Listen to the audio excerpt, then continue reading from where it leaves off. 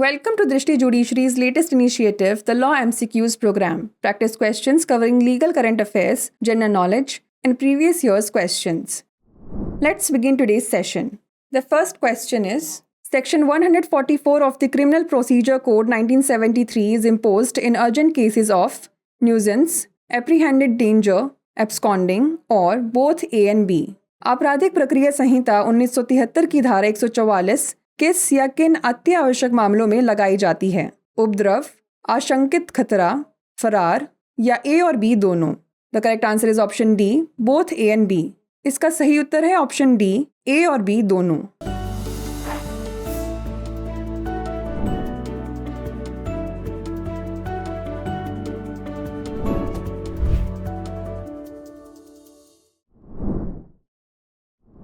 Section 144 of the Criminal Procedure Code 1973 deals with the power to issue orders in urgent cases of nuisance or apprehended danger. आपराधिक प्रक्रिया संहिता 1973 की धारा 144 उपद्रव या आशंकित खतरे के तत्काल मामलों में आदेश जारी करने की शक्ति से संबंधित है. Next question is, no order under Section 144 of the Criminal Procedure Code 1973 can remain in force for a period of more than 2 months, 6 months, 3 months और 45 days. आपराधिक प्रक्रिया संहिता 1973 की धारा 144 के तहत कोई भी आदेश इससे अधिक अवधि तक लागू नहीं रह सकता है. 2 माह, 6 माह, 3 माह या 45 दिन. The correct answer is option A, 2 months. इसका सही उत्तर है ऑप्शन ए, 2 माह. No order under Section 144 of the Criminal Procedure Code 1973 can remain in force for a period of more than 2 months.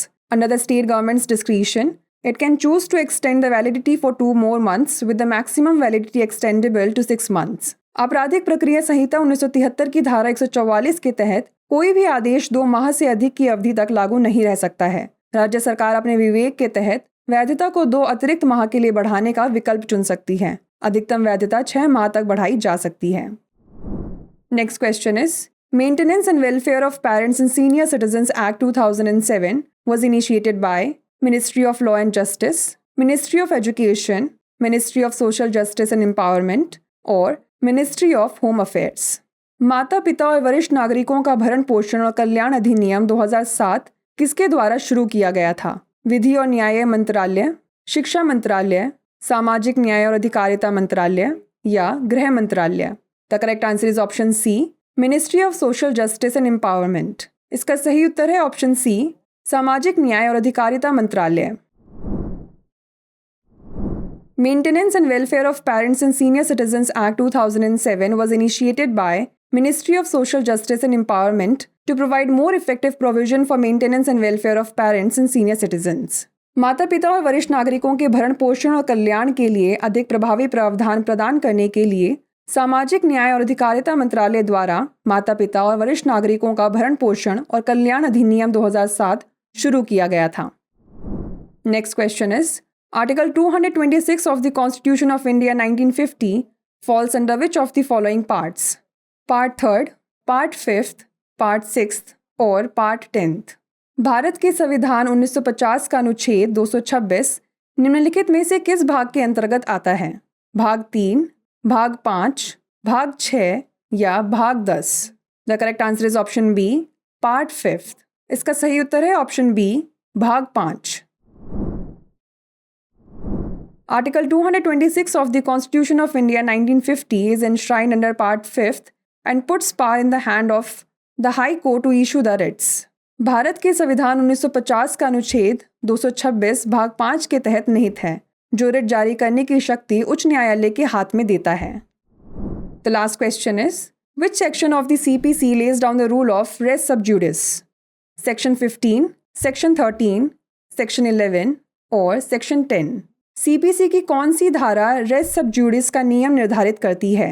धारा 15, धारा 13, धारा 11 या धारा 10? The correct answer is option D, section 10. इसका सही उत्तर है ऑप्शन डी, धारा 10. According to Section 10 CPC, no court shall be proceed with the trial of any suit in which the matter in issue directly and substantially in issue in a previously instituted suit between the same parties, which is also termed as res sub judice. CPC की धारा 10 के अनुसार कोई भी न्यायालय किसी ऐसे मुकदमे की सुनवाई के साथ आगे नहीं बढ़ेगा जिसमें मामला सीधे और महत्वपूर्ण रूप से उन्हीं पक्षकारों के बीच पूर्व स्थापित मुकदमे में हो जिसे रेस सब जुडिस भी कहा जाता है। Before we wrap up, here's a question for you. A suit for damages for breach of contract can be filed at a place where the contract was executed, where the contract was to be performed, where the plaintiff resides, or both A and B.